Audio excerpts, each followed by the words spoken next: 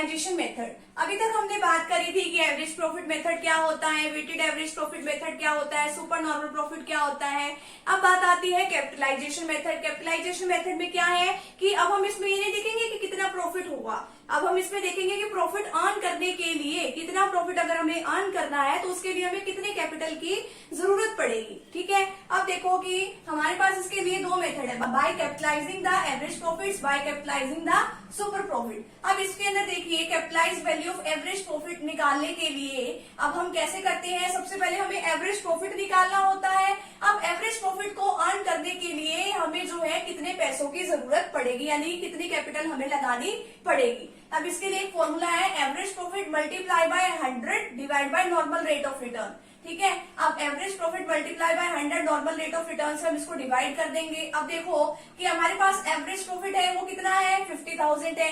Normal rate of return हमारे पास कितनी है, 10% है। ठीक है, अब देखो कि एवरेज प्रॉफिट हमारे पास 50,000 है, मल्टीप्लाई बाय 100 डिवाइड बाय 10 से क्यों डिवाइड किया, क्योंकि ये क्या है हमारे पास normal rate of return. Normal rate of return कितनी है, 10%।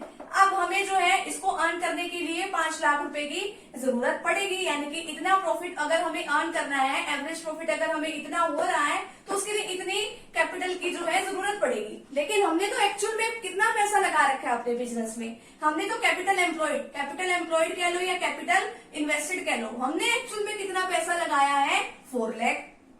अब देखो कि 5 लाख रुपए की हमें जरूरत पड़नी चाहिए। ठीक है, 5 लाख रुपए की जरूरत पड़नी चाहिए इतना प्रॉफिट अर्न करने के लिए, लेकिन एक्चुअल में कितना लगाया है, 4 लाख, यानी कि 4 लाख हमने लगाया है। तो ये 1 लाख जो है वो किसके हैं, गुडविल के हैं। ठीक है, गुडविल की वजह से हमें एक्स्ट्रा प्रॉफिट हो रहा है। अब इसी तरीके से अगर by capitalising the super profit अगर हम बात करें तो हमें सुपर प्रॉफिट्स में अब देखेंगे कि सुपर प्रॉफिट अर्न करने के लिए हमें कितनी कैपिटल की जरूरत होगी।